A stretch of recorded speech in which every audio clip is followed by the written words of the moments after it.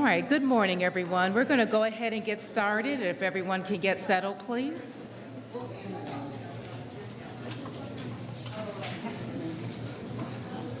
No, it's been a bit of a hectic morning with the weather and the rain, but we're going to go ahead and get started with today's Board of Commissioners meeting. Good morning. It's April 9th, 2024, and I'm pleased to kick off today's meeting with a moment of silence in lieu of an invocation, and that will be followed by the pledge, which should be brought by District Fire Chief Justin Green. Justin Green, are you here today? Oh, wonderful. Okay, for those of you who are willing, please join me in a moment of silence.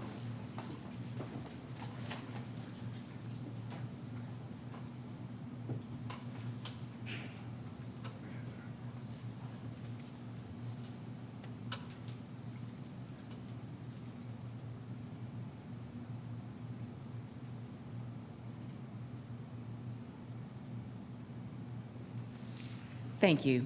Please rise for our pledge. I pledge allegiance to the flag of the United States of America and to the republic for which it stands, one nation, under God, indivisible, with liberty and justice for all.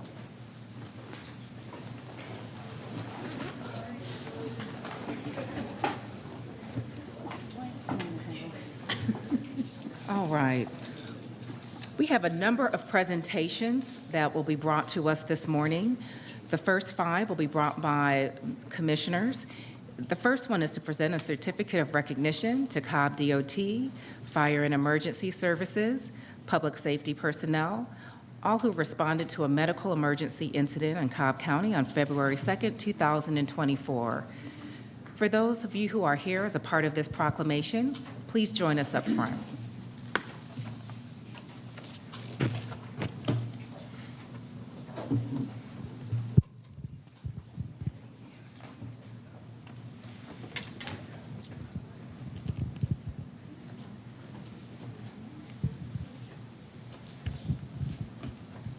Wonderful.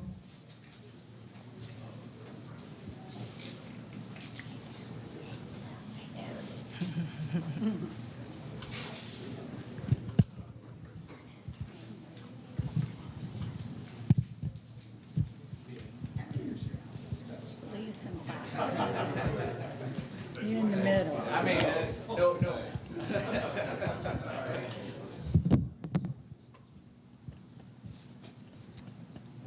All right, so I am going to first read what the agenda item is, so everybody knows why we're up here, and then I will read one of the certificates. So, first of all, this certificate is awarded to the Cobb DOT, Cobb Fire and Emergency Services, and Cobb Department of Public Safety personnel in appreciation of their quick response in providing life-saving aid to a coworker on the morning of February 2nd, 2024. While preparing for the workday, Cobb DOT foreman John Allen noticed his coworker suffering a medical emergency in the cab of their truck. He immediately drove across the Cobb DOT yard to the main building to obtain help. After calling 911 for assistance, Cobb DOT Superintendent Leroy Rivers retrieved an automated external defibrillator from the building. And simultaneously, John Allen, Cobb DOT Superintendent Corey Harrison, Senior Maintenance Supervisor Bobby Chambers, and Superintendent Michael Whitfield performed CPR. Upon arrival, Cobb Police Sergeant Robert Latham, Officer J.C. Cole, Cobb Fire Division Chief Nick Adams, Chief Investigator Leon Reese, and Engine 30 personnel Marion King, Chad Pallets, and Raul Saldarriaga continued life-saving measures. The collective efforts of all involved yielded a positive outcome for the employee. Thank you. Thank you. Thank you.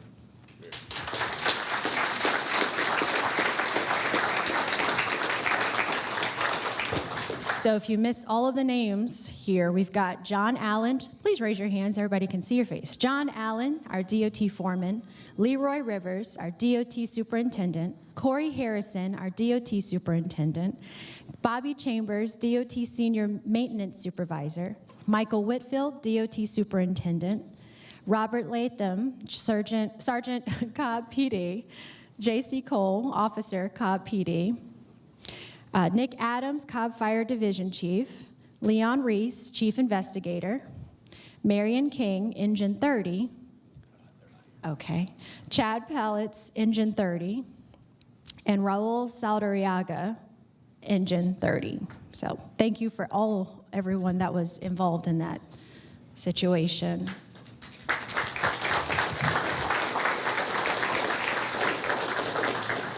So for John Allen, that's the one I'm going to read.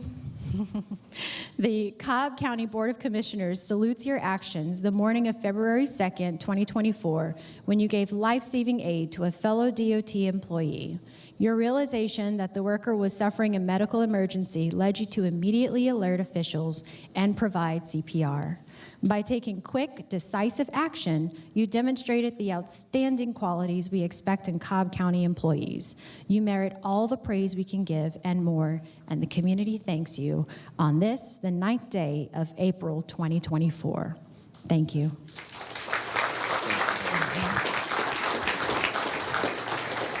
Here's everybody else's. So I'll just say the names, come grab it. Leroy Rivers. Okay, thank you. Corey Harrison. Bobby Chambers. You guys can remember the names. Michael Whitfield. Robert Latham. Sergeant Latham. J.C. Cole. Nick Adams. Leon Reese. The others aren't here. Okay, thank you. And an Engine 30 he has. So thank you again, and we will take our picture. Some words, yes, please. Just very, very briefly, Vito, we're so glad that you're here with us today. The work of these men up here really made that happen, and I'm so proud of our staff on a day-to-day basis. They're out there keeping the public safe by taking care of the roads and everything that we depend on every day. But on February 2nd, really they jumped in, DOT staff, and then of course our great partnership and just the incredible responsiveness by PD and fire to come immediately. It took the full team to make that day a good day. A challenging day, but ultimately, Vito, we're so glad you're here. I'm so thankful to our staff, of course, to John for his immediate action there, Leroy, Bobby, Whitfield, Corey, y'all jumping in. So thankful, Dallas, your leadership at road maintenance, and again, police and fire. Thank you so much for everything that y'all did to help Vito to pull through that day. Thank you. Anyone else? Did you want to speak, or do you want to say you're good? You're good? All right, picture time. Thank you.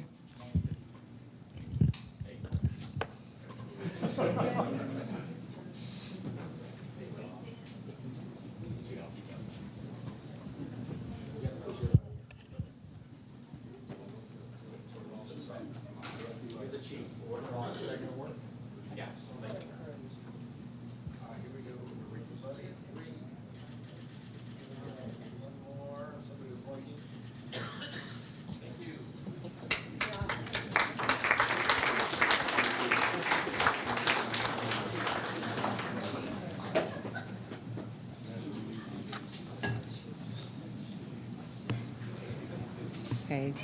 God is good, and appreciate everybody for their quick, responsive work.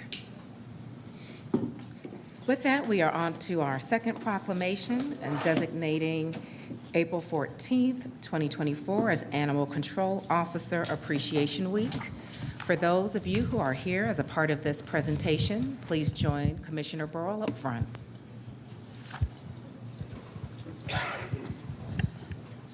Good morning, everyone. Once again, as the Canine Commissioner, I get to make a proclamation here. April 14th is National Animal Control Association Week. And we have our Animal Services Director somewhere in the back coming, Steve Hammond and his crew. These folks go above and beyond day after day to take care of our animals and the public. And they have so many new programs for adoption to help folks find a forever home for our canines and cats and whatever animals y'all take in over there. They sometimes get exotic animals too. Okay, so whereas the National Animal Control Association has designated the second week of April each year as Animal Control Officer Appreciation Week, fostering a nationwide initiative to honor and acknowledge the invaluable contributions of animal control officers to communities across the country. And whereas every day animal control officers and animal technicians place themselves in potentially dangerous situations to safeguard the well-being of various animals and the public, undertaking tasks ranging from rescuing animals in distress to investigating instances of animal cruelty, all while advocating for responsible pet ownership. And whereas animal shelter personnel exhibit their dedication by providing compassionate sheltering, daily care, spaying and neutering services, and essential medical attention to animals, while also extending critical community services like adoptions, lost and found assistance, vaccination and microchip clinics, outreach programs, and humane education initiatives. And whereas Cobb County acknowledges and commends the exemplary dedication and extensive hours of service rendered by its animal control officers and animal services staff, recognizing their commitment to delivering the highest standards of customer service and upholding the safety and welfare of our community. Now, therefore, we, the Cobb County Board of Commissioners, hereby proclaim the week of April 14th through the 20th, 2024, as Animal Control Officer Appreciation Week. We urge all residents and personnel of Cobb County to unite in expressing heartfelt gratitude for the outstanding service and exceptional performance demonstrated throughout the year by our animal control officers, ensuring the well-being and security of all. This is the 9th day of April, 2024.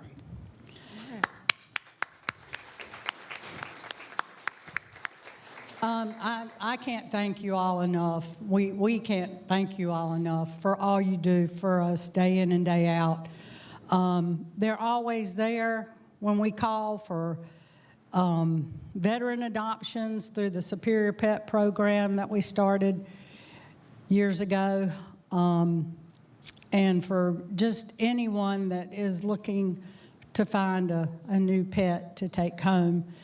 Also, we have a detective. Is our detective here today? No.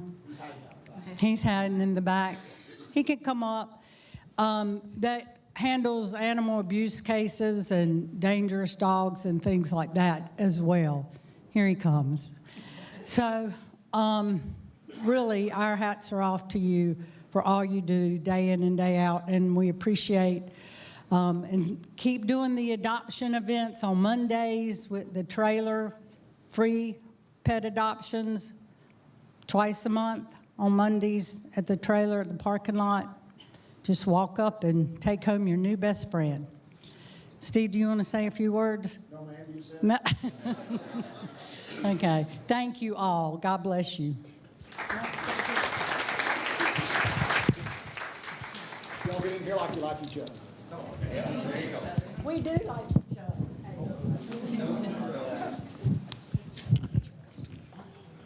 No, you get the hold.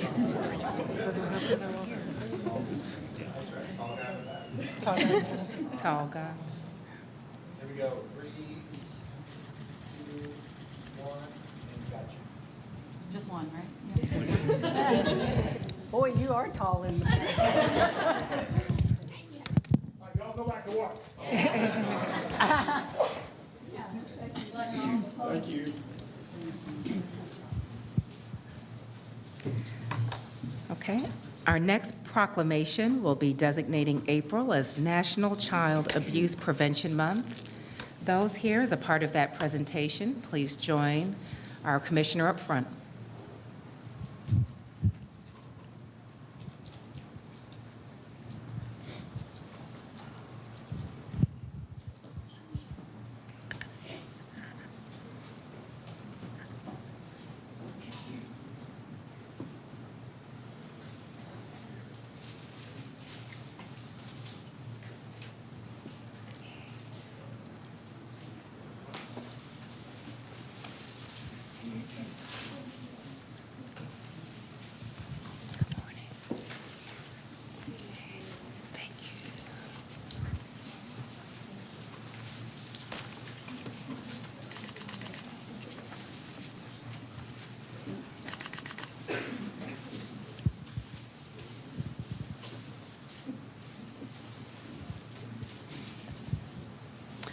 Good morning. I'd like to present this proclamation.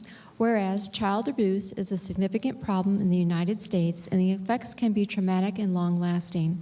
It occurs at all socioeconomic levels across ethnic and cultural lines within all religions and at all levels of education. Neglect is the most prevalent form of abuse. Nationally, every 10 seconds, a report of child abuse is made, and more than 5 children die every day due to abuse. 1 in 10 children is a victim of child sexual abuse before the age of 18, and 80 to 90% of trafficked youth have been sexually abused before they are trafficked.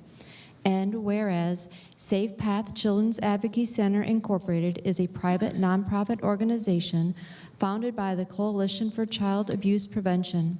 It is governed by a volunteer board of prominent professionals and residents. Safe Path partners with the Cobb community to improve the lives of child victims of abuse by reducing the trauma to children and their non-offending caregivers. And whereas a comprehensive team approach to investigating, prosecuting, treating, and preventing child abuse is used by Safe Path. Some abuses include physical abuse, neglect, sexual abuse, sexual exploitation, internet crimes, child fatalities, and children who have witnessed domestic violence and homicide.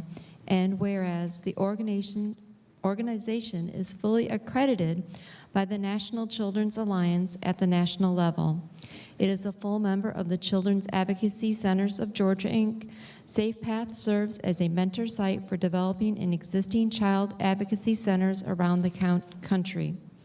Under the guidance, dedication, and vision of its board of directors, Safe Path has provided about 25,500 child victims and their non-offending caregivers around 163,000 units of service since the center's start in 1995. And therefore, we, the Cobb County Board of Commissioners, do hereby proclaim the month of April Child Abuse Prevention Month in Cobb County and commend Safe Path Children's Advocacy Center, Inc.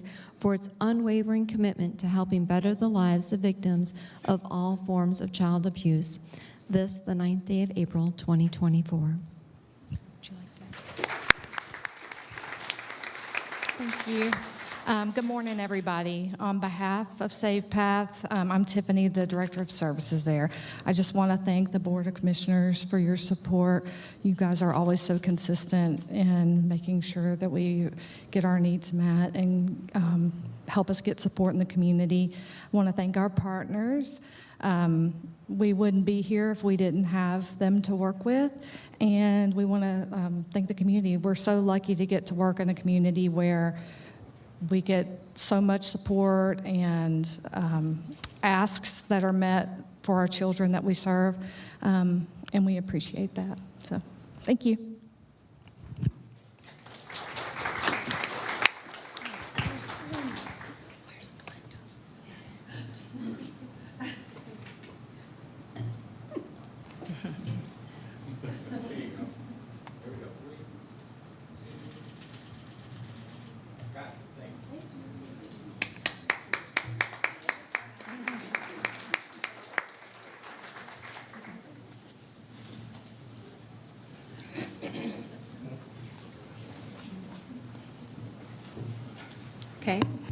Next up, we have a proclamation designating the week of April 21st as National Crime Victim Rights Week in Cobb County. For those of you who are here as a part of this presentation, please join our commissioner up front.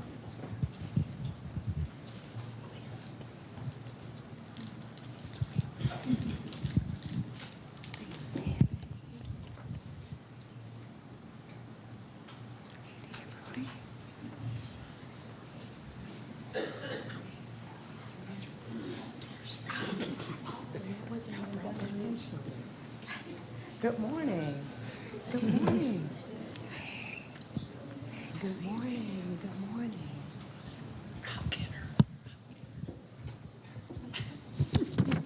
Give them a few more minutes. Where should I stand? I don't want to block rows. I can block anybody else, but I don't want to block rows. Let's just slide down. All right. Thank you all for joining us this morning. Crime Victim Rights Week 2024. This year, during National Crime Victims Rights Week, we are encouraged to think about how we would aid a victim of crime. Serving a crime leaves lasting effects spanning physical, psychological, social, and financial aspects. We all carry a moral responsibility to actively contribute to the healing process of victims. Various organizations, community members, businesses, places of worship, colleagues, neighbors, and family members all can offer support.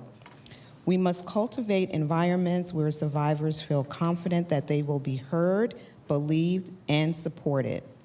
Therefore, the Cobb County Board of Commissioners proclaimed the week of April 21st through the 27th, 2024 as Crime Victims Rights Week in Cobb County, reaffirming commitment to supporting victim services like the Cobb Family Advocacy Center and providing a comprehensive criminal justice response to aid all victims throughout the year. This, the 9th day of April 2024. This is for you.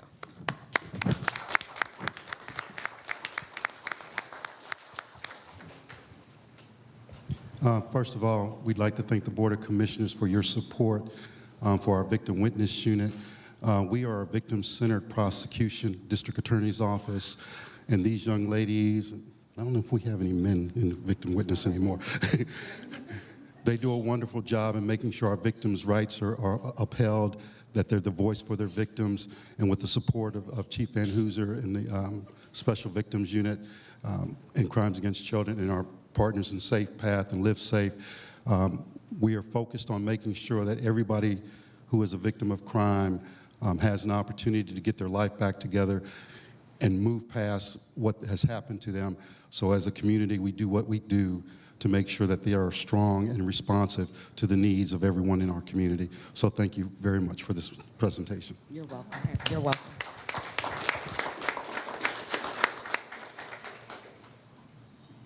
Ross, do we want to double row, or what do we need to do? Okay. Double up. Double up. I'll take Rose. Angela, you better bring her up here. Or I'm coming down.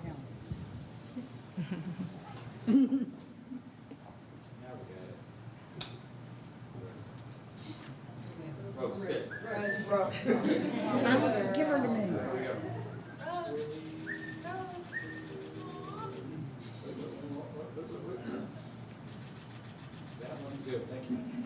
You don't have Cheerios. She won't come. Yeah, where are your Cheerios? Downstairs. You're welcome. Good to see you. And thank you. Thank you, D.A. Brody.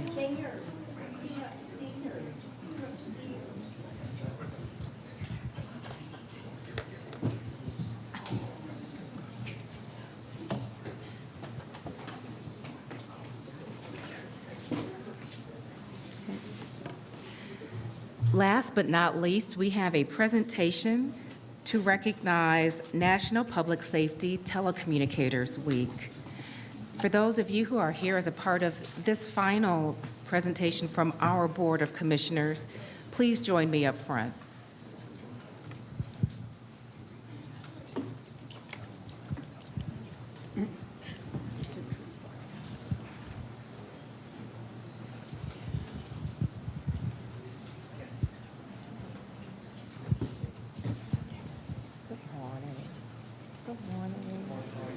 How are you? Good. Good morning.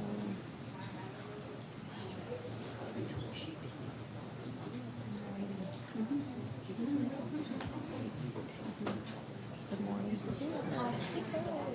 Okay. All right. Good deal.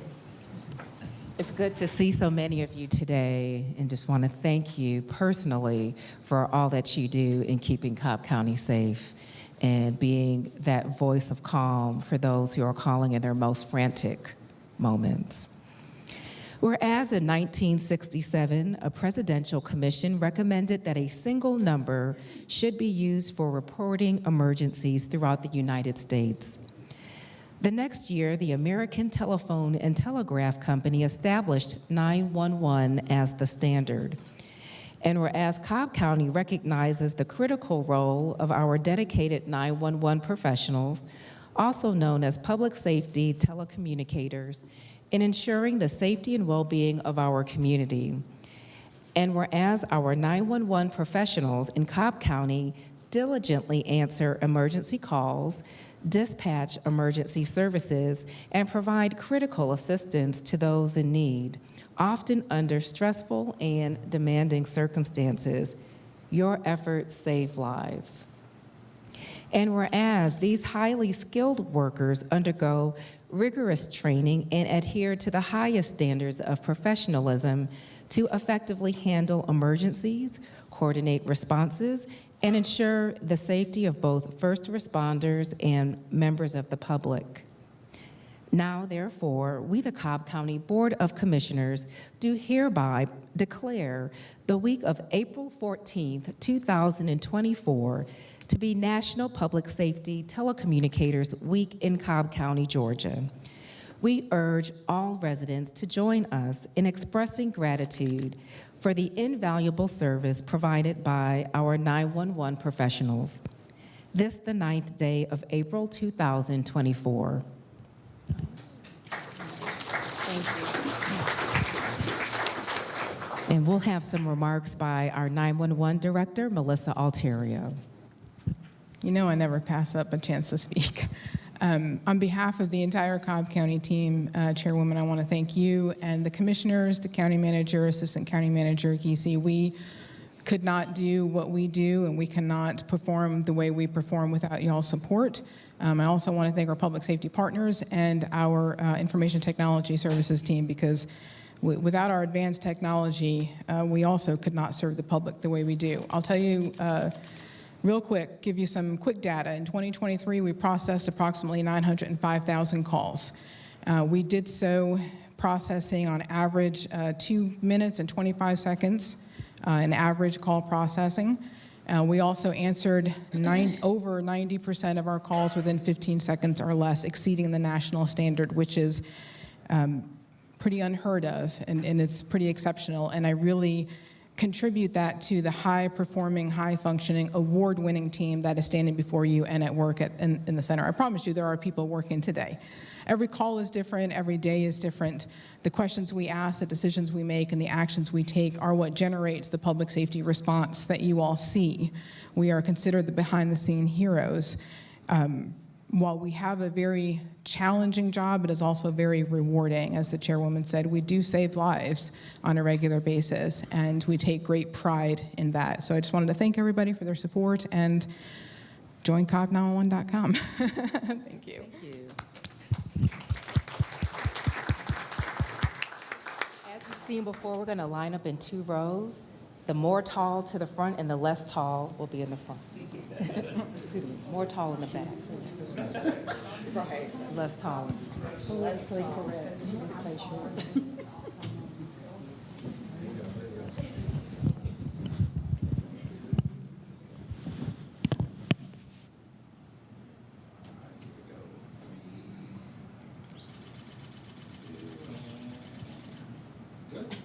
Congratulations and thank you all. Really appreciate it. Thank you.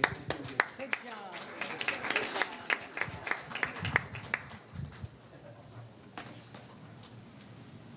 Way to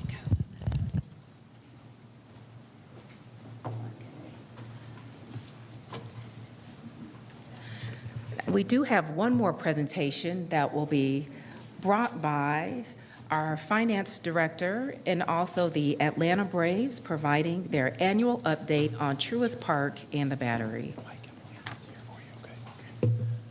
Good morning, Chairwoman, Commissioners, County Manager. As a part of our 2023 Truist Park and Battery update, we're going to be discussing some of the highlights from the previous year, some upcoming things for 2024, and the financial impacts. So we're going to kind of kick this off, and I'm going to turn it over to Mike Plant with the Braves organization to just start with the highlights.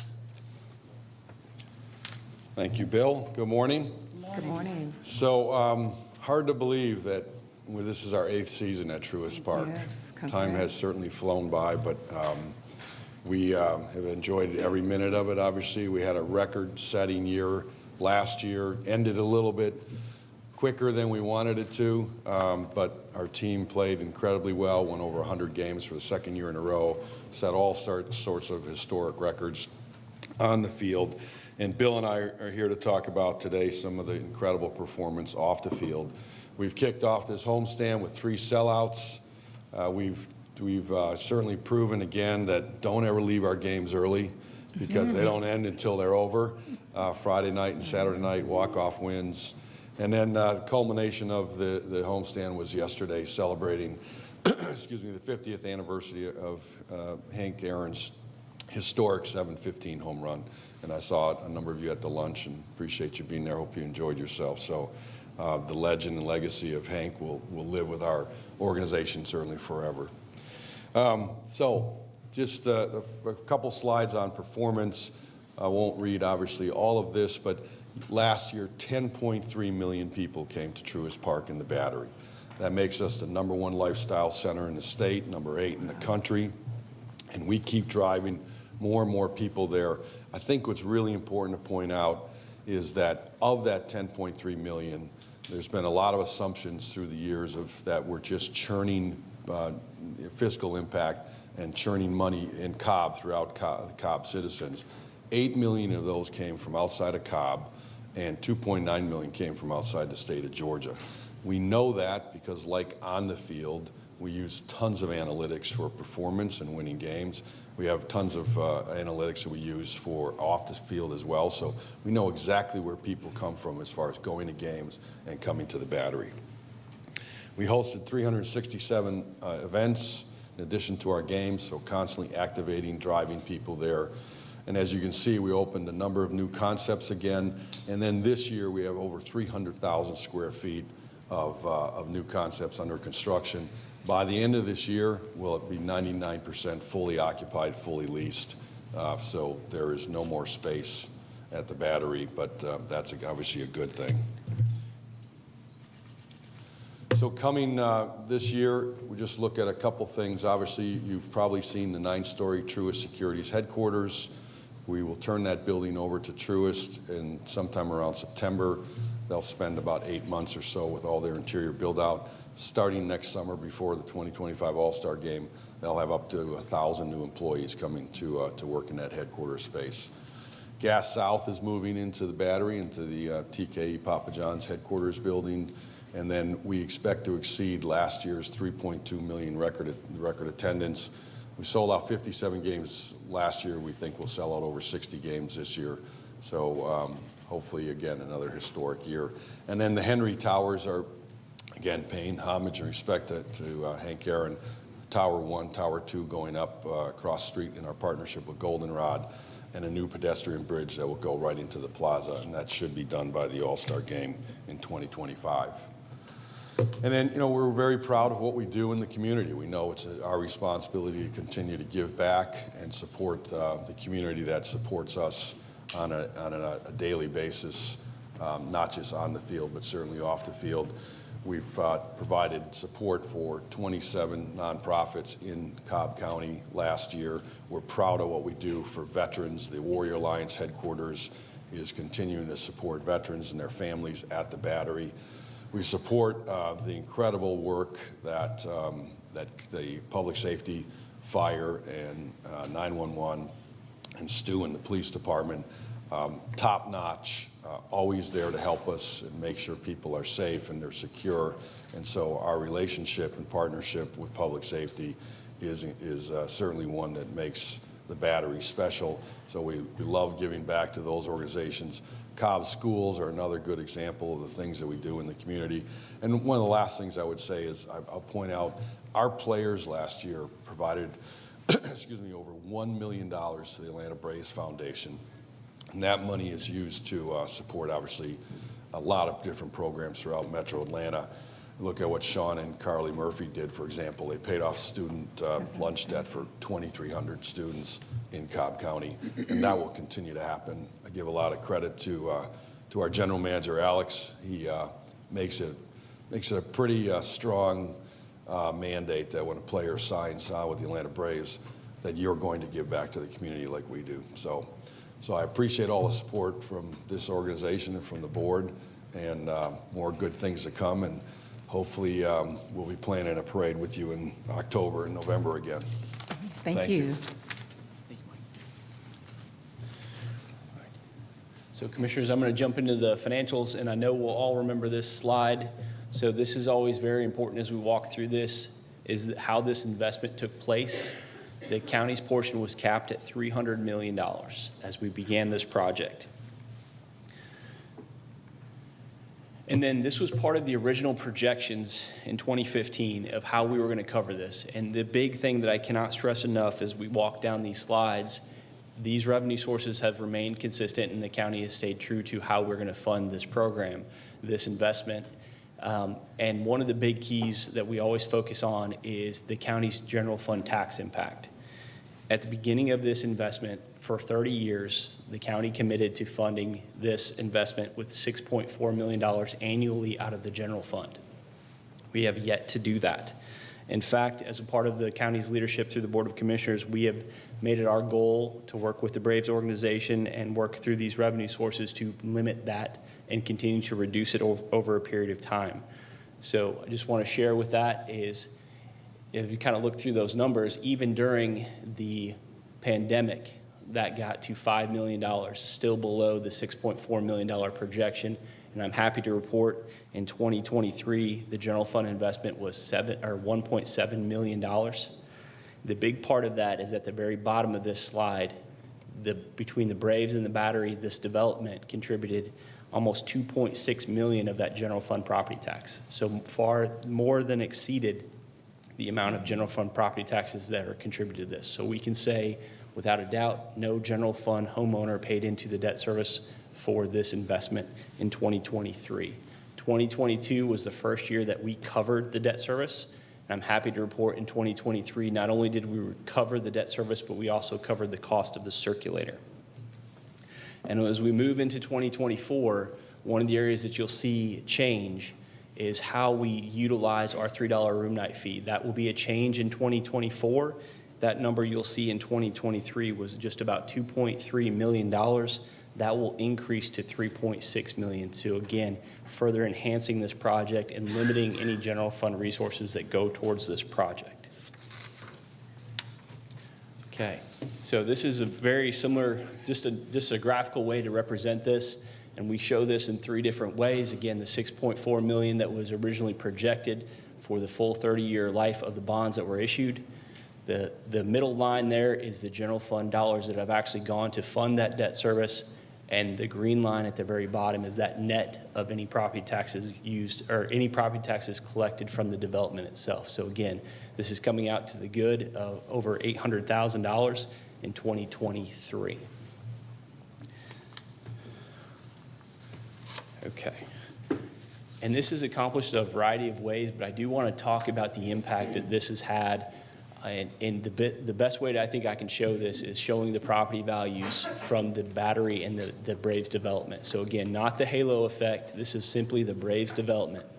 Prior to this development, this was valued at just over $5 million. And at the end of 2023, it was $767 million. And we want to break that down a little bit. Even as this continues to be built out, we added $26 million of value between 2022 and 2023. Property taxes paid by the Battery and the Braves since 2015 equate to $22.6 million, and that is just to the county. And then we also break it down for the Board of Education for that same time period is $30.9 million.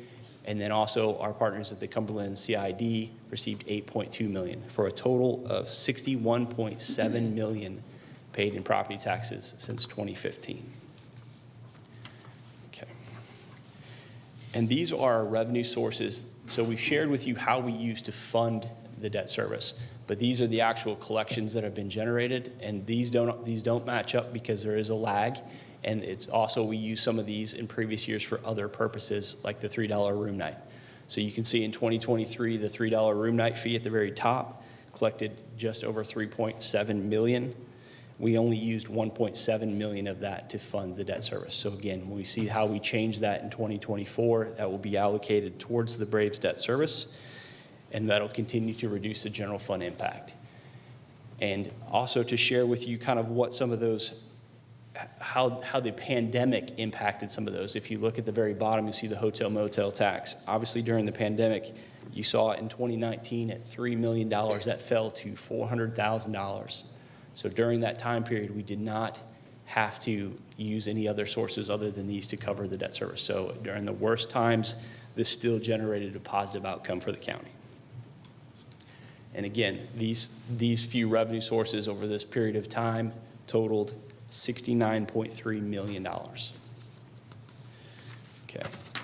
Now, we talked about the revenue sources that are used to fund this project and fund the debt service. However, these are revenue sources on this slide that are not used to fund the project, but that further enhance projects within Cobb County Board of Education, as well as the state. So we talk about sales tax dollars. Again, our sales taxes for SPLOST, those are for voter-approved projects, but that kind of gives you an idea of how this program and this investment has further allowed counties to fund SPLOST projects as we move forward. Liquor by the drink and occupational tax, as well as the hotel motel tax for the 2 hotels within the battery themselves. So I'm not going to go through these line by line, but I do want to touch on the very bottom number there. For a 5-year total for Cobb County, for these revenue sources totaled $25.5, almost $25.6 million.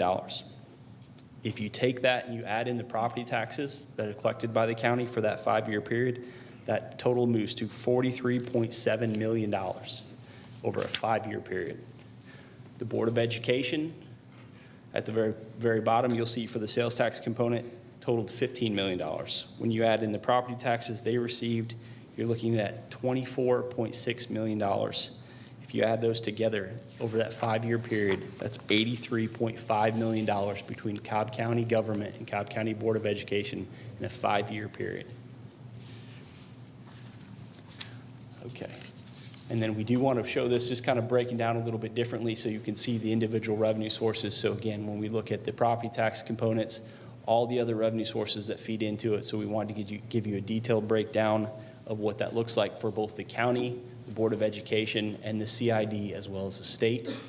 The total for 2023, prior to the annual rental payment that the Braves pay each year, totaled $40.3 million. So this continues to improve as we've gone through these years, and the county has done a great job as far as reducing the general fund impact. We are to the point where, again, we have covered debt service, we've covered the circulator, and we have actually exceeded the cost of both of those. So next year we hope to report that we have finalized some additional dollars that have come in based on the way we're changing how we fund the $3 room night fee, and hopefully have even better news to report next year. So Commissioners, Chairwoman, do you have any questions for me or Mike that we can answer for you today?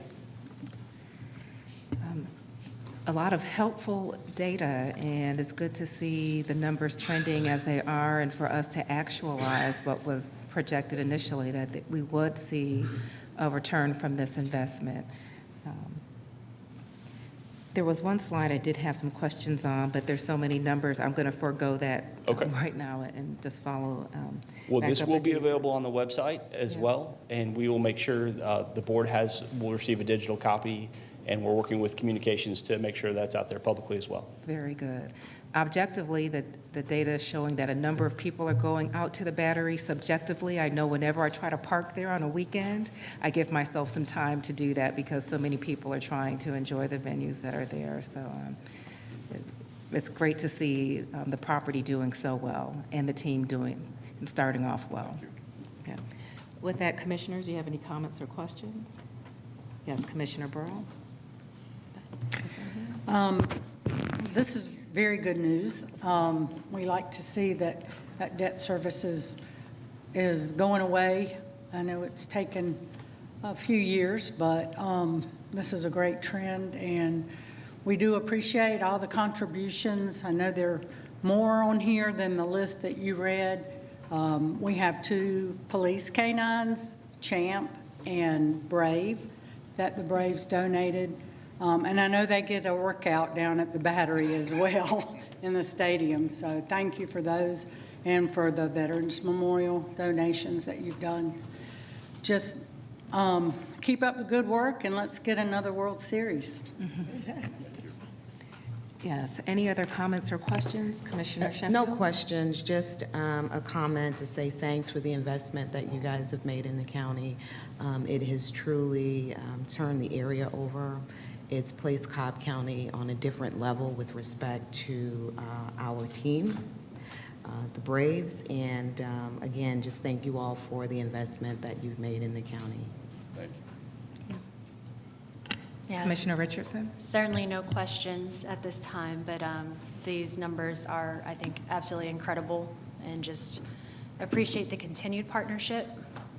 This is, I think it's ever evolving. I'm so excited about what the future holds and the future investments as well, because I know visionary is probably an understatement for some of the work that's been going on, and just appreciate it. So thank you. Thank you.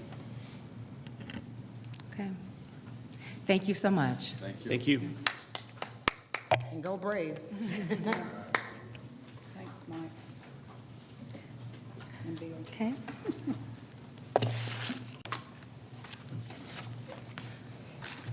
We do have one public hearing, which is on today's agenda, which is to establish indefinite delivery contracts for building commissioning services. It will be brought by our Interim Director of Property Management, Andrew Yakimovich. Thank you. Good morning, Madam Chairwoman, Commissioners, and County Manager.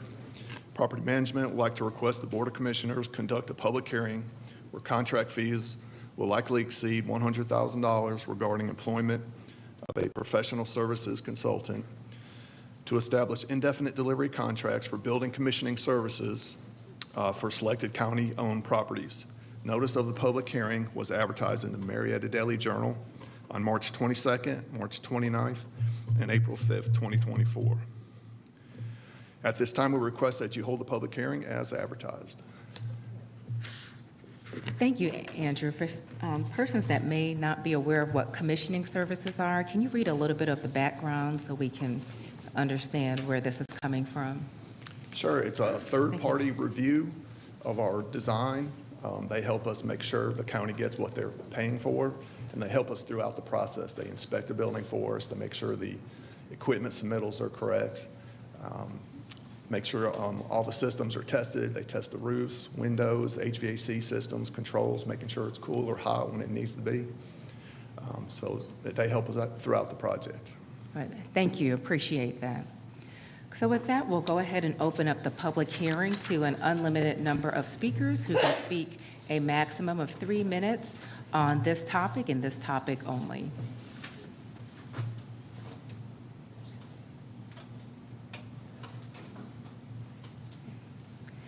Not seeing any, we'll close the public hearing, and I'll ask if the commissioners have any questions. Okay, I'm not seeing any. Thank you so much. With that, we will now turn to our first public comment. I believe these are under the new rules for public comment. Correct, Chairwoman.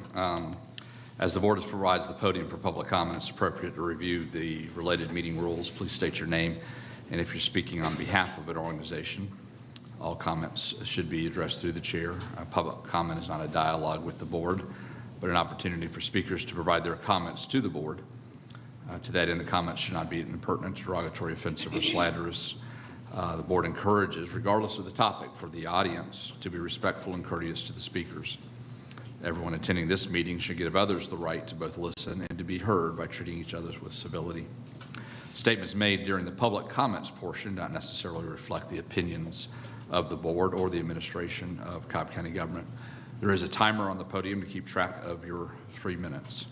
And the first speaker is Denny Wilson.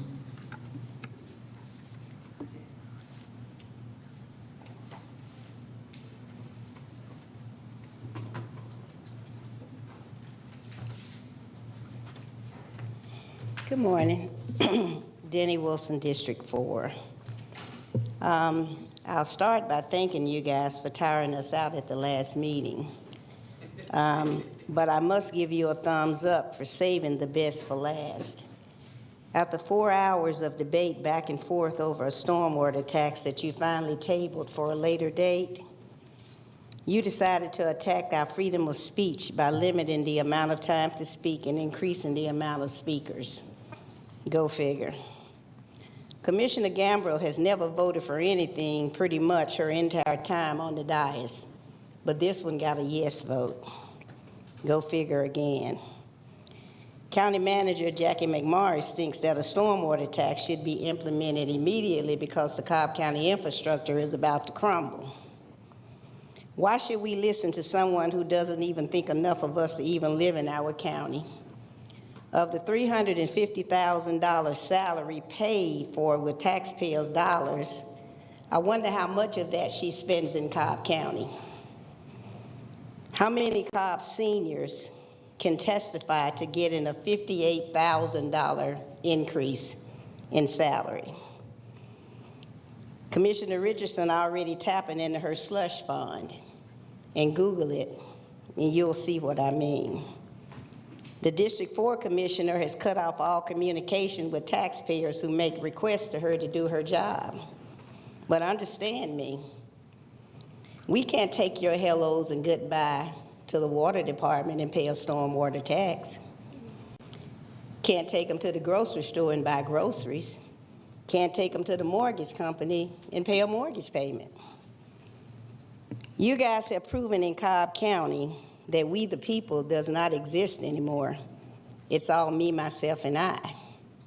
Because every time we look around, you guys are coming to us with ways to spend our money. And then you tell us, why are you so angry? I mean, why shouldn't we be? But if you think for 1 minute that I'm gonna sit by and let you guys take money out of senior citizens' pockets that's designed to pay for their medicine and their way of life and their quality of life, that's not going to happen. And I want you guys to take a look in the mirror and see one day that you're going to become a senior citizen as well. And I hope to God that the type of people like you guys are not around making laws for your quality of life. Thank you. The next speaker is Hill Wright.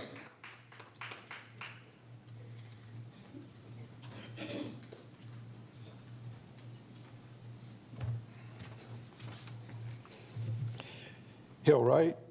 Let us reflect on the last Board of Commissioners meeting where Chair Cupid took center stage attempting to play the role of the tax-imposing Cupid. However, her aim seemed to falter when she couldn't garner the necessary support to shoot the rain tax straight into our wallets. Instead, she resorted to stalling, wasting precious time and taxpayer resources in a futile attempt to force-feed us an unpopular proposal at a later date. Oh yes, the triple tax Cupid aiming arrows of taxation at our rain, our purchases, and even our humble abodes, our monthly rent. It appears she's vying for the title of Cobb's triple tax queen, ruling over us with an iron fist rather than heeding our voices. Chair, and then there's Commissioner Sheffield. Bless her heart, claiming that if only we had succumbed to the rain tax, East Cobb wouldn't have experienced flooding in 2021. Quite the fantastical notion, isn't it? Expecting homeowners to replace Cobb County industrial-sized stormwater pipes under the threat of liens is her solution that seems more like a flight of fancy than grounded in reality. It's either a lack of understanding or a blatant disregard for the residents of Cobb County, and neither bodes well for those she's meant to serve.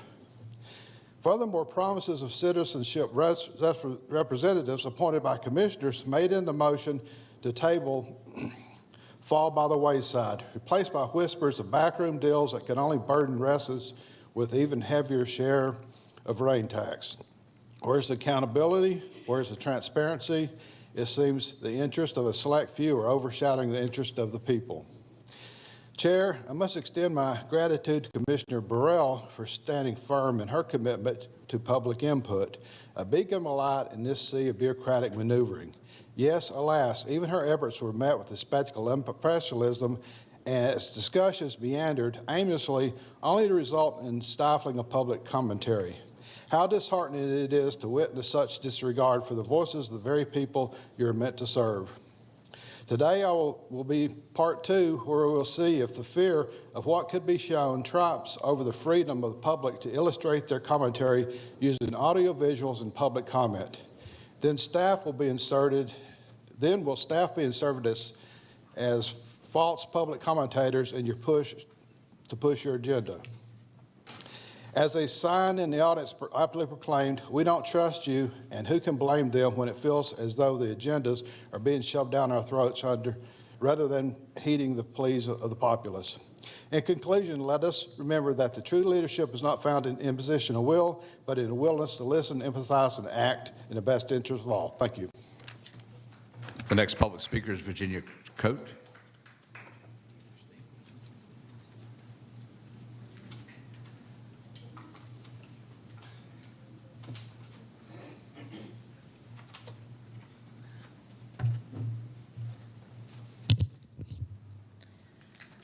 Virginia Choate.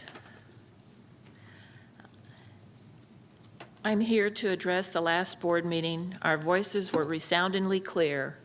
The people have spoken, rejecting this burdensome rain tax levy. Yet despite our collective history, Chair Cupid resorted to manipulative, filibustering tactics to keep this rain tax alive by orchestrating a vote to table the issue temporarily and resurrect it in August. This maneuver is not only disrespectful to the will of the people, but also undermines the very principles of democracy upon which our society is built. It is a blatant disregard for the voices of those you serve. Part of the discussion was to let commissioners appoint people to a citizen panel, but you have even broken that promise. We don't trust you for good reason. Mark my word, some of you might vote to bring back the rain tax, but by doing so, we will bring the rain on you and your campaigns. While this board refuses to tighten its belt, proposes to put liens on homes, proposes to shift responsibility for stormwater onto homeowners and taxing us more, we will be working hard to make sure those voting for this are not reelected. Instead of fearing the power of public discourse, I urge you to fear the consequences of disregarding the voices of the people you serve. By attempting to limit a speaker's public comment to a mere 3 minutes and allowing government employees to take precedence in promoting board agendas, Chair Cupid, you are effectively silencing or worse, replacing the authentic voices of the community. What is it that you fear? The truth, the will of the people? The people have spoken before, and their message was clear. They reject any attempt to manipulate or stifle public comment. This board should have listened then, and it must listen now. The time allotted for public comment is not for county employees to displace the public. It is the people's time to address their concerns directly to this board. Considering to eliminate the use of audiovisual aids because of a fear of what might be shown is yet another attempt to control the narrative. Instead of prioritizing freedom of expression and the public's right to present their views effectively, you are contemplating censorship under the guise of caution. I implore you to reconsider, embrace the diversity of opinions and perspectives that make our community strong, uphold the principles of democracy, and ensure that the voices of the people are heard and respected. Do not let fear dictate your actions. Let integrity and openness guide your decisions. Thank you. The next speaker is Christine Rosman.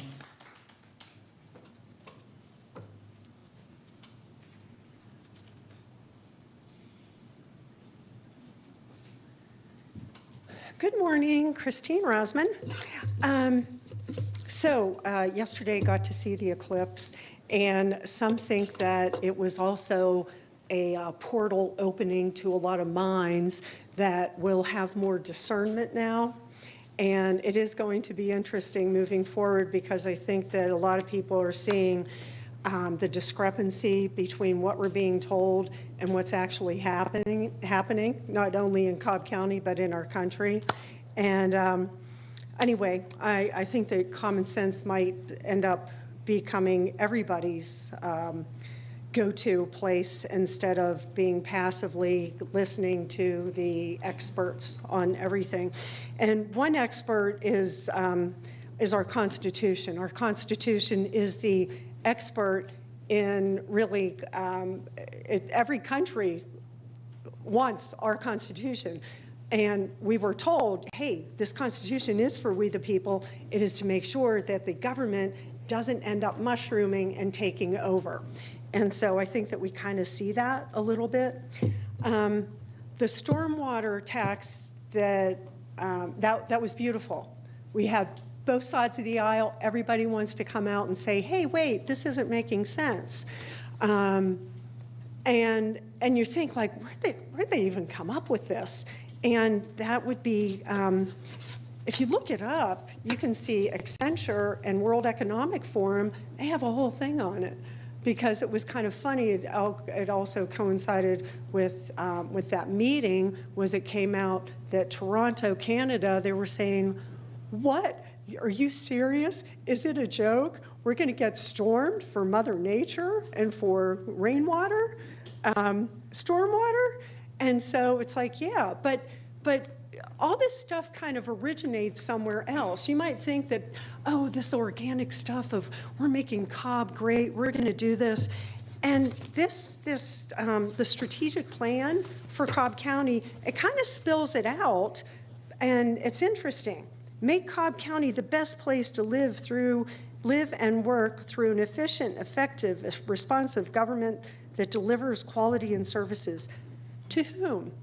Because you're kind of beholden to whatever it is that Accenture is telling us to do. And, your job is infrastructure, right? The roads, electricity, the water, and public safety. And when it gets beyond that, it's like going to Chick-fil-A and thinking that you're going to a resort. No, Chick-fil-A is for the chicken sandwich. Our Cobb County should be taking care of infrastructure and public safety, and the rest of it is up to us. Thank you so much. The next public speaker is Larry Savage.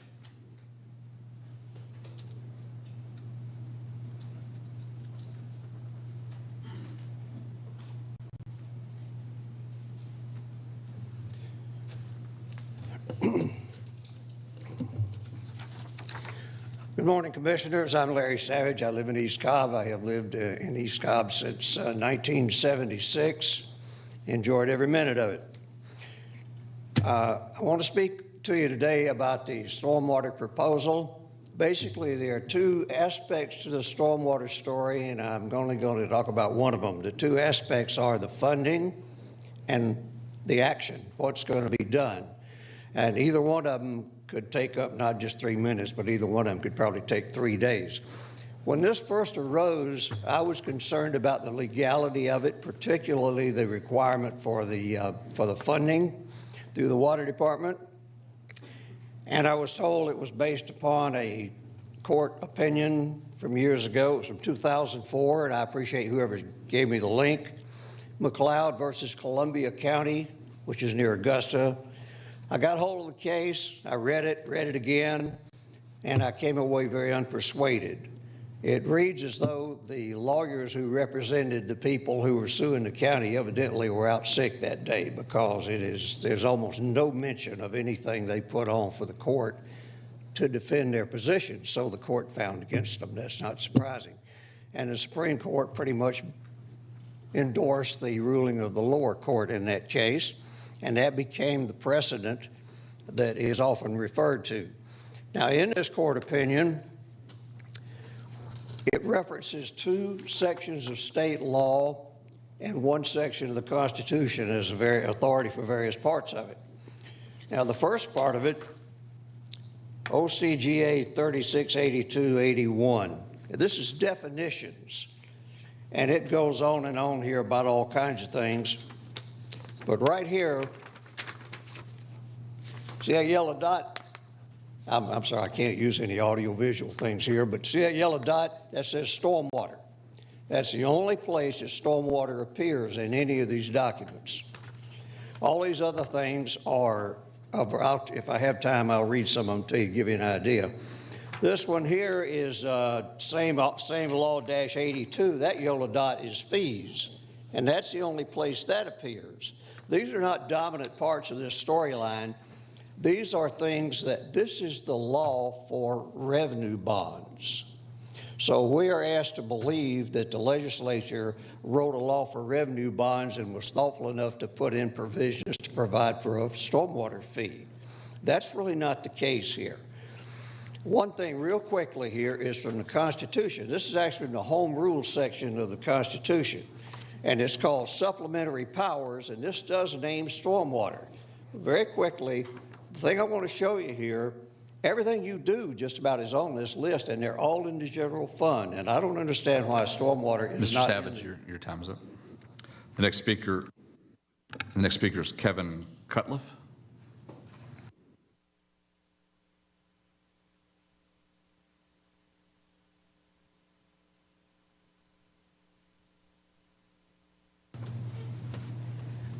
Hi, my name is Kevin Cutliff. I'm a 21-year-old resident here in Cobb County. I've been here since I was born in District 2.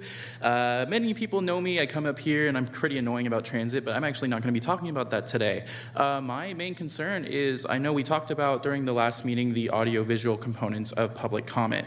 And while I am supportive of having audio-visual presentations in public comment, I know Ross mentioned how a lot of other counties came to him concerned about the use of AI and deepfakes, and so my main job, I'm a professional voiceover actor, and so one of my major battles in our industry right now is AI, and we had a panel over at a conference called VoiceOver Atlanta. It was just about 2 weeks ago, and there was a whole AI panel, and so one of the leaders of the National Associations of Voice Actors had a attendance audience.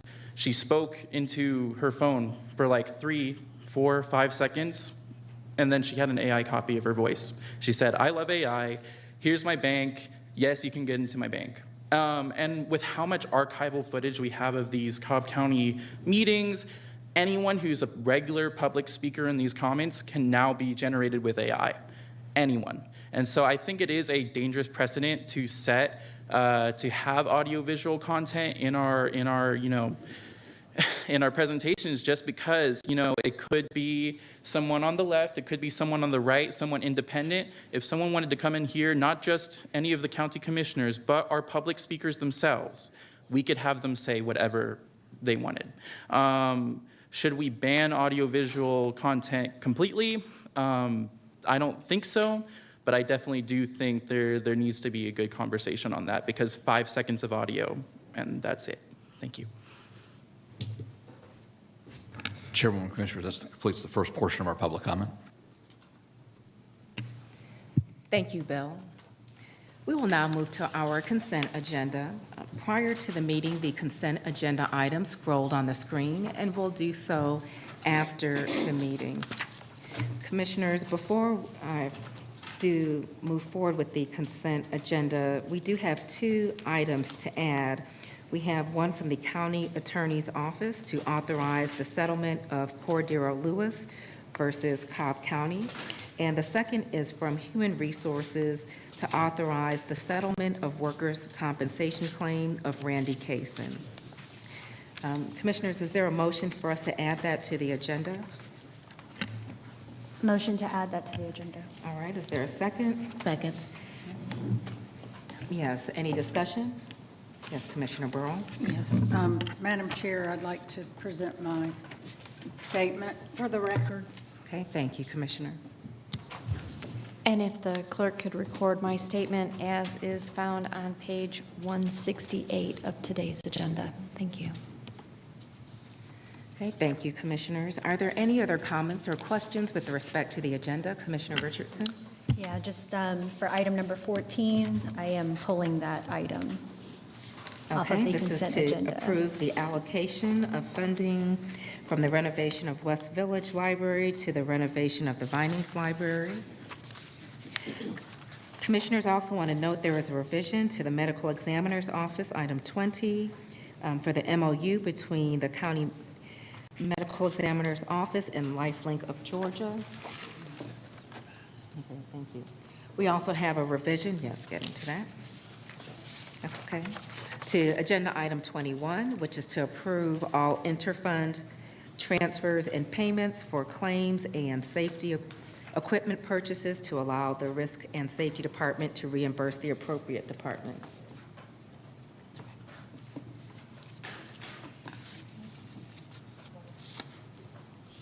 Okay, there's a conversation. Commissioner Richardson, can you share? We haven't voted on the tab and non-agenda items to. Okay, thank you. Appreciate that. We did have a motion and a second for us to add the non-agenda items. Let's do that first before we take care of revisions. All right, we'll call the question. The motion carries 5-0. Thank you, Commissioner Richardson. Again, we do have changes to the regular agenda for agenda items number 20 and 21. And I understand there's a revision to item 26, but that is a regular agenda item, which can be addressed by the director. And a poll of 14. And we're pulling agenda item number 14. Commissioners, are there any other changes that you would like to be made to the consent agenda before we vote on it? Okay, not hearing any. Motion to approve our consent agenda as it has been revised and to authorize the execution of necessary documents by the appropriate county personnel. Second. Is there any discussion? Call the question. The motion carries 5-0.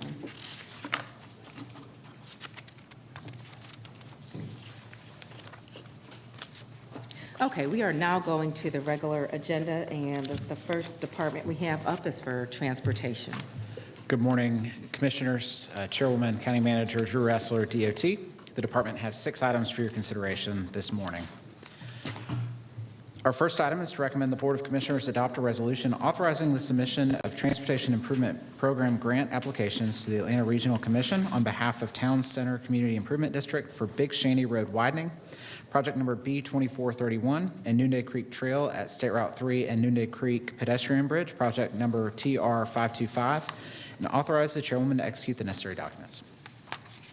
All right, Commissioner Burrow. Motion to approve. Second. Is there any discussion? Call the question. The motion carries 5-0. Thank you, Commissioners. Thank you. Our next item, as was mentioned previously, has been revised.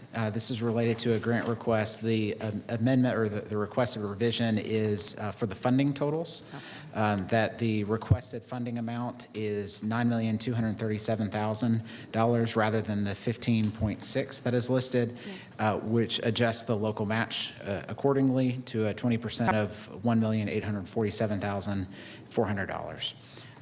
So with that, the department does recommend the Board of Commissioners adopt a resolution authorizing the submission of Transportation Improvement Program grant applications to the Atlanta Regional Commission on behalf of the Cumberland Community Improvement District for Cumberland Sweep Segment C, project number TR519 and Cobb Parkway, Pedestrian Bridge North, project number TR535, and authorize the chairwoman to execute the necessary documents. Commissioner Richardson. So moved. Second. Is there any discussion? We'll call the question. The motion carries 5-0. Thank you. Our next item is to recommend the Board of Commissioners adopt a resolution authorizing the submission of Transportation Improvement Program grant applications to the Atlanta Regional Commission for various phases of the following 7 proposed projects: Oakdale Road at Buckner Road, Cobb Parkway at McCollum Parkway, realignment, Barrett Parkway corridor signal improvements, Austell Powder Springs Road Trail, Noonday Creek Trail Extension, compressed natural gas bus replacements, and Cumberland Transit Center, and authorize the chairwoman to execute the necessary documents. Okay, so moved. Second. Is there any discussion? Call the question. The motion carries 5-0. Thank you. Our next item is to recommend the Board of Commissioners approve a consultant services agreement with RS&H Incorporated in an amount not to exceed $1,651,272.75 for Phase 2 engineering design of Noonday Creek Trail at State Route 3 and Noonday Creek Pedestrian Bridge, Cobb County Project Number TR525. Authorize the corresponding budget transaction and further authorize the chairwoman to execute the necessary documents. Commissioner Burrow. Motion to approve. Second. Is there any discussion? Yes, Commissioner. Yes. Drew, we are still in design with the different options that we're looking at for this. I just want the public to be aware. We are for the Noonday Creek Trail extension between Bells Ferry Trailhead and Shalford. This is a design contract, though, for the pedestrian bridge over Cobb Parkway. So both related to Noonday Creek Trail, but this is the pedestrian bridge. Right. Thank you. Thank you. Okay, thank you. I believe there was a motion and a second. We'll call the question. The motion carries 5-0. Thank you. Our next item is to recommend the Board of Commissioners approve a contract with D&H Construction Company Incorporated in an amount not to exceed $90,635 for West Sandtown Road Sidewalk North, project number B2712. Authorize a corresponding budget transaction and further authorize the chairwoman to execute the necessary documents. Commissioner Gambrill. So moved. Second. Is there any discussion? Call the question. The motion carries 5-0. Thank you. And our final item this morning is to recommend the Board of Commissioners ratify previous action by the county manager authorizing emergency drainage repairs on Bankstone Drive in response to voids. Approve project number B22118 to the 2024 countywide unit price contract with Chatfield Contracting Incorporated in an amount not to exceed $453,060.28 for said repairs. Authorize the corresponding budget transactions and further authorize the chairwoman to execute the necessary documents. Commissioner Sheffield. So moved. Second. Is there any discussion? Call the question. The motion carries 5-0. Thank you. Thank you, Drew. Our next department that's up is Public Services.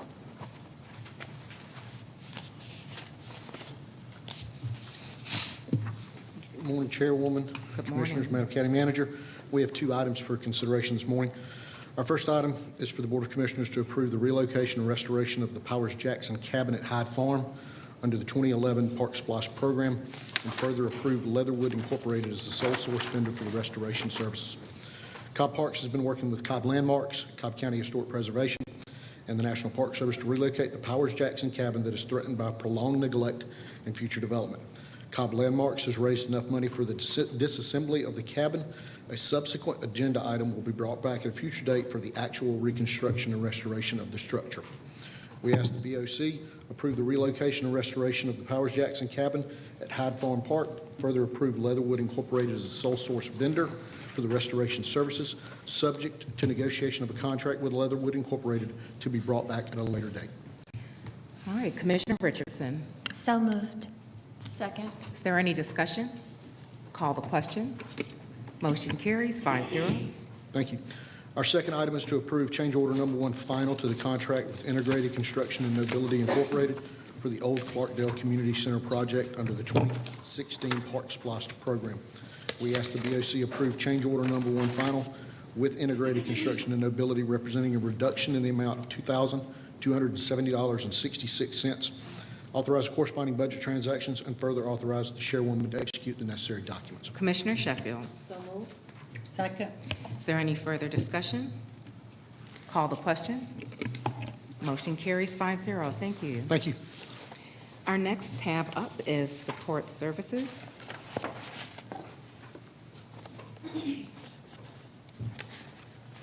Good morning, Chairwoman, Commissioners, morning. and County Manager. Kimberly Limley, Information Technology Services.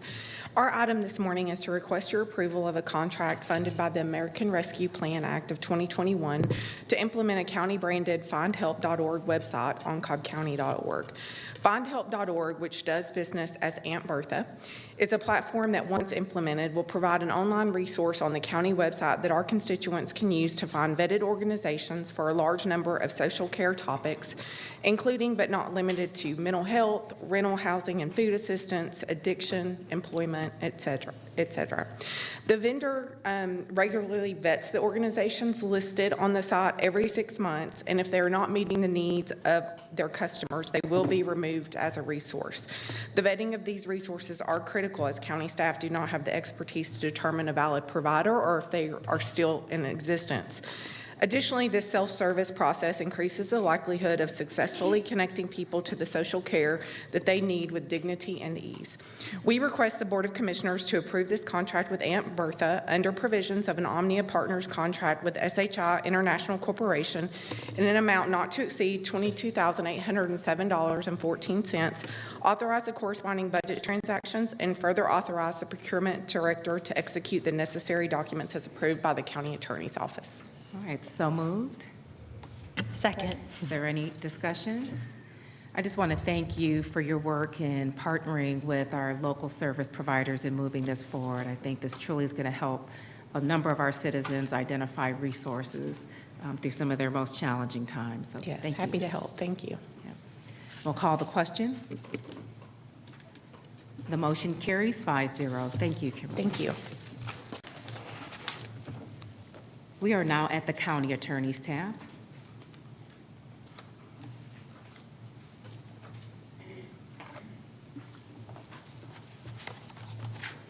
Good morning, Debbie Blair with the County Attorney's Office. I am here to present the consideration of 2 items that were held as a part of the Rules of Procedure consideration last meeting. The first item is as to presentations, audiovisual presentations, and based on a conversation that we all had yesterday at the work session, that is going to be tabled until a later date, or if it does indeed come back. The second item is the first paragraph in section 1.09, and that is to remove the reference to announced candidates and county employees. The paragraph will now read, "The Cobb County Board of Commissioners welcomes visitors to board meetings and is willing to hear from any person or persons desiring to appear before the board," period. It is recommended that that first paragraph be adopted as part of the Rules of Procedures. Okay. Thank you. With that, I make a motion that we approve that adoption as it has been presented. Second. Is there any discussion? Yes, Commissioner Burrow. I just want to share for those that did make some remarks with respect to this clause that we were taking into consideration First Amendment protocol with who's allowed to speak. There were some prior practices that we did have.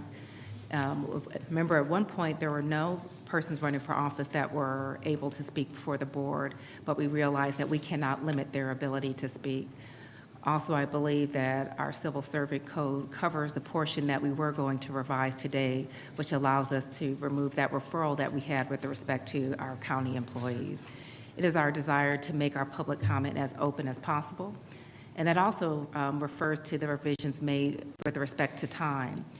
Although each of our speakers' time is now limited to 3 minutes, it's because we have added an opportunity for an additional 4 speakers to come to our meeting, as we've heard time and time again that we've had persons appear that did not have opportunity to present to the board, particularly before their matter was being heard on the agenda. And so we hope that allowing more people to speak will allow us to hear from more of our citizens with respect to the business that's being addressed in this meeting. Yes, Commissioner Burrow. Debbie, I just wanted to clarify a few things. I know that we can't, I don't want to say target, but restrict a specific group, i.e. employees or any organization, from public speaking. and I agree with that because of our First Amendment rights in the Constitution. But in this case, well, first of all, I would hope that employees would either use the Civil Service Board for any complaints or comments, or go to their supervisor or department head or any one of us before, speaking publicly, but they have the right to do that, to speak publicly. So I understand that, but I also want to point out that in, I believe it's section 1.09.05, it does say that anyone for public speaking, whether an employee or a citizen, can't campaign for themselves or others. That's correct, and that was adopted by the board at the last meeting. Correct. So Yes. that's kind of the fallback for the campaign piece. Yes. But they still can speak, even though they're a candidate or... Correct, and as the chair and you mentioned, we can't eliminate certain categories of speakers under the First Amendment, and that's why we're removing those two categories that have been here for many years, but now we are making sure, since we have presented it to the board, that we are compliant with the First Amendment. Thank you. Are there any other comments or questions? Call the question. The motion carries 5-0. Thank you, Debbie. Thank you. I believe we are now at our second public comment. There's no one that signed up for the second portion. Thank you, Bill. And that would take us to the appointment tab. And I will refer to Commissioner Burrow to announce our submission with respect to Kennestone Hospital Authority. It is a full board appointment, but the hospital does sit in District 3 where Commissioner Burrow leads. With that, Commissioner. Okay, I would like to make a motion to authorize submission to Kennestone Hospital Authority the following names for consideration for appointment to the Hospital Authority to fill the expired terms of Post 2, 3, 7, and 8. For Post 2, Janie Maddox, Randall Bentley, Joan Bloom are the three names. Post 3, Randall Bentley, Joan Bloom, and Janet Street. Post 7, Janet Street, Janie Maddox, and Joan Bloom. And Post 8, Joan Bloom, Janet Street, and Janie Maddox. Okay, so I move that we authorize that submission as Commissioner Burrow just presented. Is that I already made Was a that a motion. motion? I didn't hear the motion part of it. I'm sorry, that was so long of a presentation. I know. Okay, that's okay. I will second your motion, Commissioner. Are there any questions or comments? Okay, we'll call the question. The motion carries 5-0, and for those here in the audience, it is a bit odd how we do appointments for our hospital authority, but we submit names and then they choose, and then there's a reverse process for for Wellstar Hospital. Well, they'll submit names and then we choose. So with that, we're going on to our next agenda item, 36, and it's an appointment from Commissioner Gambrill. I make a motion for the Board of Commissioners to approve the reappointment of Tim Richardson to the Housing Authority of Cobb County for a 5-year term to expire on April 13th, 2029. Second. Any comments or discussion? I presume no relation to Commissioner Richardson? Okay. I will call the question. All right. Motion carries 5-0. And with that, we have an announcement of Cynthia Burks to the Cobb Workforce Development Board. Okay, I believe that concludes our appointment tab, and that takes us to the Commissioner's public address. And once the slides are pulled up, we'll begin with Commissioner Gambrill. It's Library Appreciation Week. This is the time to honor the valuable contributions of our nation's libraries and librarians and to encourage people to utilize and support their local libraries. While many associate libraries with borrowing books or using technology, Cobb libraries provide a wide range of services, including computer training, assistance with first-time passport applications, tablet lending, and more. If you're looking for something, just ask a librarian. Thank you. Thank you, Commissioner. We'll move on to Commissioner Richardson. No, you won. We're not, this is not, you already won that. 3 minutes. All right. District 2, from the office. We got Little Brazil Town Hall success. This past week in the community and I focused on issues that were brought up at our previous town hall and eyed strategic ways and partnerships that can be made to further the goal of making this wonderful community a worthy investment for those who live, work, and play. It was basically the follow-up town hall. Big thanks to the Little Brazil Foundation, the Powers Ferry Corridor Alliance, and Sebastian from the Governor's Office for coming out and helping advance this initiative forward. So we shared some of the changes that are coming into the community and the long-term efforts that we're looking at to make sure that it continues to thrive.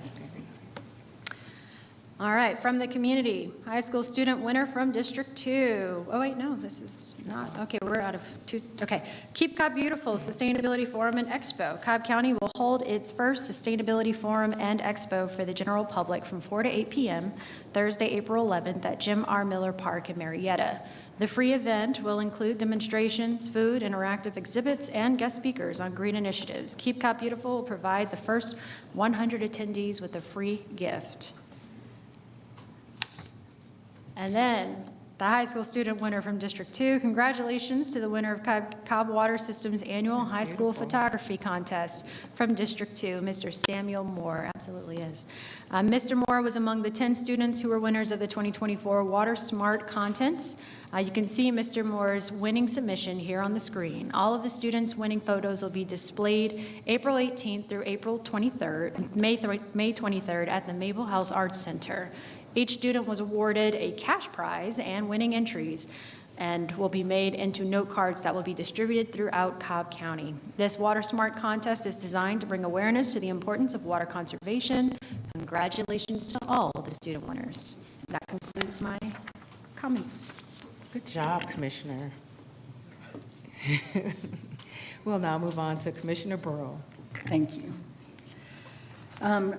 As was mentioned, Keep Cobb Beautiful has several upcoming events in honor of Earth Day month for April. You heard about the Sustainability Forum and Expo coming up this Thursday. There's also a community recycling event this Saturday, April 13th, from 9 to 2 at Jim Miller Park. On-site shredding, metal and appliance drop-off, and Hefty Renew program plastics will be accepted. And the following 2 weeks from Saturday, April 27th, from 10 to 2, there are 3 locations for medical disposal. Cobb Parkway, 2380 Cobb Parkway, which is Precinct 1, 4025 South Hurt Road in Smyrna, and the Tim D. Lee Senior Center at Sandy Plains Road. You can safely dispose of unused and expired medications by bringing them to this free event. And you can visit keepcobbbeautiful.org for more information. Happy Earth Day on April 22nd. Purchase tickets now for the Veterans Gala. This will be Saturday, April 20th at the Atlanta Marriott Northwest. And the keynote speaker is well-known and highly respected General Jack King. For more information and to purchase a ticket, go to cobbveteransmemorial.com. And we had several winners from District 3 in the high school photo contest winners. Congratulations to all 10 high school students for the 5th annual high school photography contest. Ari L. at Pope High School, Ashley Ann L. Sprayberry High School, Eleanor W. Lassiter High School, Ian P. Osborne High School, Jessica M. Lassiter High School, Caitlin O. Lassiter High School, Kara B., Harrison High School, Maya S., Lassiter High School, Sam M., Walton High School, and Timmy D., Sprayberry High School. You can view the photos at cobbcounty.org/water. We appreciate all those who participated and shared their excellent photography skills. Congratulations to all the winners. 2 minutes. Great, good job. We're on a roll. All right. Next up, we'll have Commissioner Sheffield. Yeah, I'm pushing mine to the 3-minute mark, but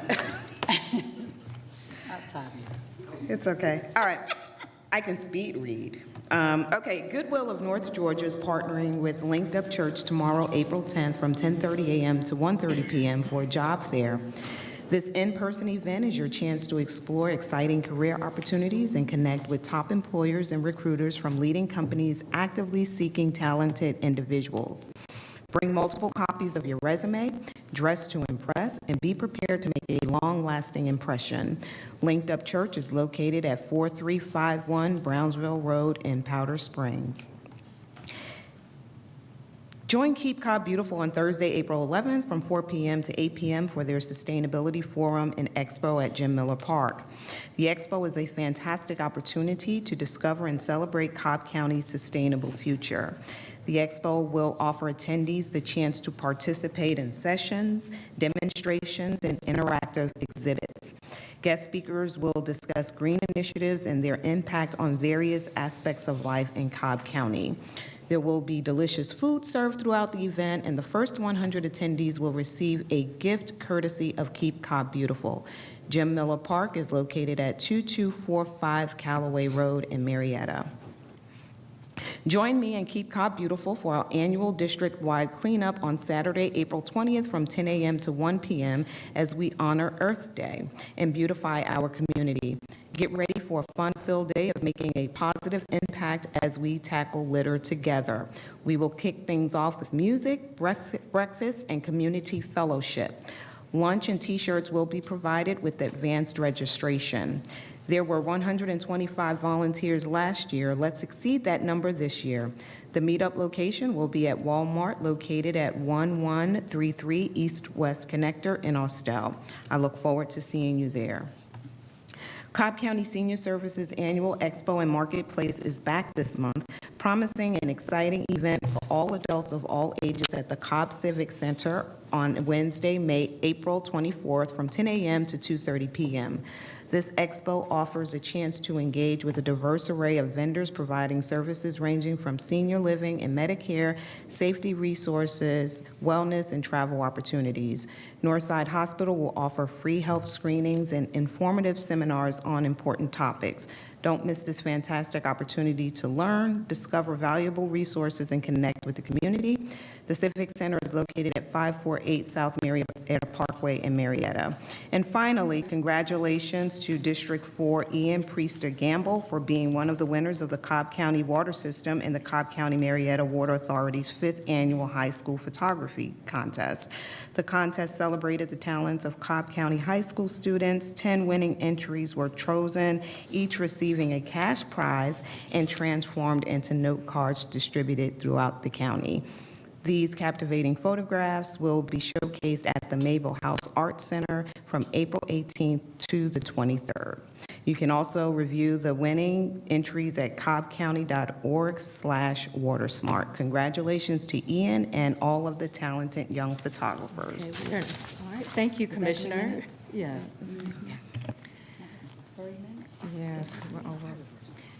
For those of you who are hearing a bit of our chatter, when we decided to increase the number of speakers and limit their time to 3 minutes per speaker, that also included our revision to our time as commissioners and our comments to 3 minutes. And so we are racing to share with you all the good things that are happening in each district and across the county.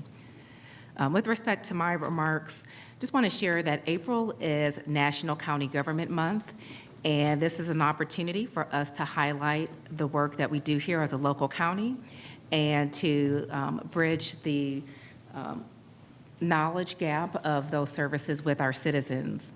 This year's theme is the theme that was put forward by the president of the National Association of County Officials, and that is Forward Together. which is about connecting, inspiring, and leading pillars of county government that build trust and drive toward solutions. Counties are encouraged to reflect on this theme as we choose how to celebrate National County Government Month. And in particular, we are to consider how National County Government Month is so intrinsically connected to our responsibility as county leaders that we inspire our residents to take an interest and engage with their communities. We also are to present an opportunity for our employees to lead in new and growing ways. So just want to encourage us to think about what we can do to help educate people about local county government and to let people know the good things that we do every day. We have a number of programs that reach our citizens to educate them, but we don't have to wait for those programs for us to be engaged in our community. And with that, just want to thank our commissioners for being engaged. It's always a pleasure to see the different programs that you have in each of your districts. I want to thank all of you for tuning in today's meeting, and we look forward to seeing you for our next meeting, which will be next week for our zoning hearing. One last thing, we did have a community development hearing that was scheduled to take place after today's public address. I believe there are some scheduling issues with the business that was a part of that hearing. Correct. With that attorney, there's a legally excusable reason for him not to be able to appear today. And so we ask that be continued over to the next day meeting. So. Okay. Okay. If we, Good. Thank you for that. okay. With that, again, thank you for tuning in. I hope that you have a good rest of your week. Our meeting is now adjourned.